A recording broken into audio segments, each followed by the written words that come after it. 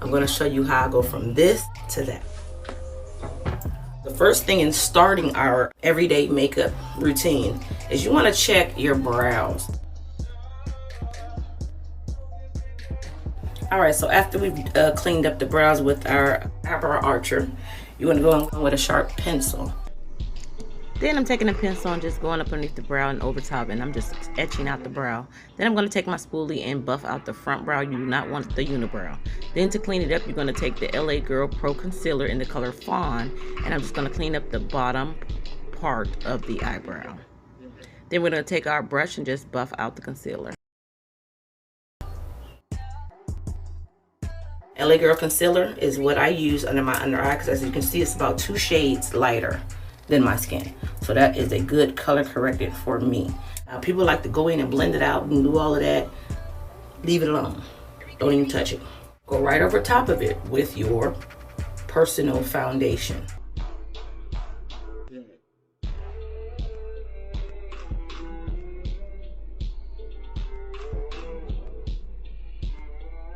This is a trio palette. It comes with 3 different colors, which I just say it's the lighter brown. And I'm just going to start etching out those high cheekbones, giving some definition to my cheeks. I just want to tap that on. Go ahead and tap that down the side bridge of the nose on both sides.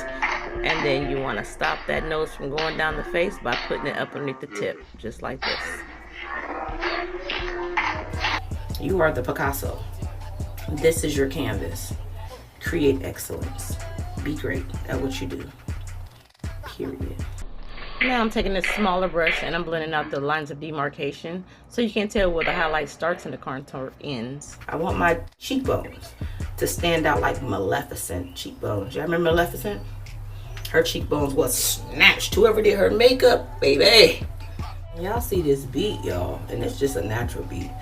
I ain't even going nowhere. I just did this for video purpose for y'all. This is just educational purposes, just in case y'all got somewhere to be. You can always go back and review your girl's video. She gonna hook y'all up. Just when you thought the blending was over, this is where you want to go in and make sure you blend out all the lines of demarcation from your contour to your highlight. You don't want to see any separation lines in between the two. So take your time, and this is going to be very critical. This is going to make or break your makeup. So be careful. Everything has been contoured and highlighted. Now we need to start setting. I call this portion setting, but you might want to relate to this part as baking, because I do let it sit on my face for at least about 5 or 10 minutes after I apply the powder, just to make sure my makeup doesn't slide out all around my face throughout the day. I want to make sure it just stays in place and everything is set just like I like it. Now that I have the under eye set, I'm going to take some of this powder and just go down the bridge of the nose. So the goal right now is to set every area that you applied the highlight in. So every yellow area or lighter colored area on your face is the area that you want to put the powder in. I have not set the contour as of yet, but we shall get to that. Or we may not get to that, because I've already applied a powder based contour. So either way, we're good to go for the day. Y'all keep watching. And we're going to dust the powder.